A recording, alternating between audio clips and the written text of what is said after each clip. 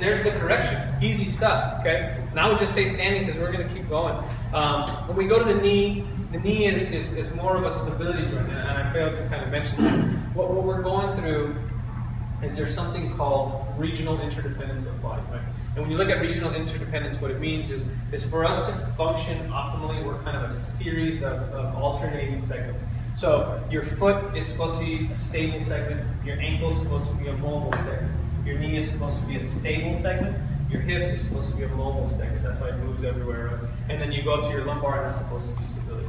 When you throw that relationship off, it causes a cascade of events. So if you're not mobile in that ankle, right, then chances are you're probably hypermobile in your knee, because you got to get that mobility from somewhere, right? And so now you have this mobility problem in the ankle, but you have a hypermobility problem now in the knee, and then that might carry over to the hip. So once you throw off that alternating pattern, you kind of throw the pattern all the way to the chain. Yeah, now I can tell, like, if I stand in the mirror, I can see that I'm absolutely not moving in the Yeah, and you know, and all of that, if you're running a lot, all of that may be just from getting the ankle to start moving. Which kind of sucks, that throws everything off, right? But the nice thing is you fix that, you kind of start getting everything. So it's a lot of nice low-lying fruit that can give you a lot of results. So for stability of the knee, right, there's the single leg squat, right? And what I look for in a single leg squat, for runners especially, is you have to do it in this position. Because as a runner, your brain needs to figure out that this is a stance leg, and while this is a stable leg, this leg's got to be going forward. So doing a single leg squat like this is completely backwards for you, because you're not working on the stability of this knee while the other leg is going forward. So what you do is hands on hips, and you just lay all those sticks down. Hands on hips, and this is better to do in front of a mirror. So, and what you want to avoid is that. You want to avoid this dropping of the pelvis. So if you got hands on hips and you march up, you should see pelvis comes up, good, Bob, good, right, bring that in a little bit more. And then once you're in this position, you want to do squats about 30 degrees or so. So why 30 degrees? Because for running, you only need about 20 degrees in stance phase at most. And if you got 30, then you're good. And if you're stiff in that ankle, you'll probably notice that knee goes to the inside. So in the mirror, you're looking, does my knee shoot towards midline? Right? I should be able to get down there and come up with that knee staying in line and me staying stable. Wow, that's excellent. Okay. So, you failed both of them? I didn't get How many each side? You know, and this is just the assessment, right? So I just see, can you do that movement, right? And if you can, with good mobility, then what you do is you start building up your reps. And as a runner, what I try to do is it wouldn't be smart to do 3 sets of 10, 3 sets of 12. What you want to do is set a timer, bang out as many as you can in a 2-minute bout.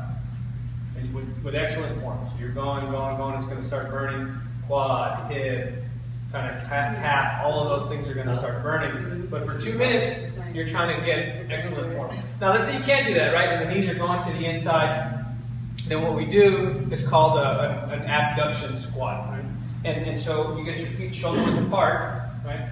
And what you do is grab those same sticks, and what you do is you put it across your back. Right? This will help you keep from deviating. You want to do it kind of like this, okay? And then what you do is you kind of keep you're focusing on feet being shoulder width apart, and you're going to tip forward, the stick stays straight, and you want to squat. And when you get to about a 90-degree squat or just close to a sitting position, you make sure those knees are over the toes, and you just hold that. And here's how you build your stability. 10, 9, 8, 7, 6, 5, 4, 1, and you come up. And if you're out on the track and you don't really want to carry around a stick, then once you get to this position, to make sure your back stays straight, you do that little overhead chair squat. Which of those is very similar. I prefer the stick because it keeps you honest, but you don't have to carry around a stick everywhere. And this is a very easy one where you can come here, like you're almost going to sit. If you're at somewhere that has bleachers, you go to just where your butt hits the seat, and you lift up a little bit.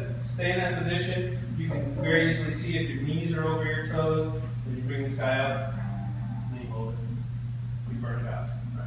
And once you can hold that for about 30 seconds to a minute, then you come back and you go to your single leg squat. See if your form improves, and you start that timer. You're going for 2 minutes. And trying to basically improve your endurance on a single leg. That's the left leg, right? Glute, right? That glute doesn't want the fire coming up. Yeah, and that's actually what we're going to go to next is that. But you see, yeah, exactly. And that's what you'll see if you have This one's not bad. No, it's not bad at all.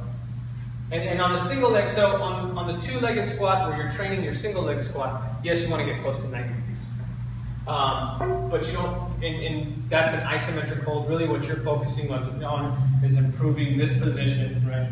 But what are you really doing is you're getting better at doing that, right? And then once you got it here, you get in front of a mirror or you make sure that this hip stays high, and then you just squat, right? And I really recommend to do a lot of these corrective stuff barefoot because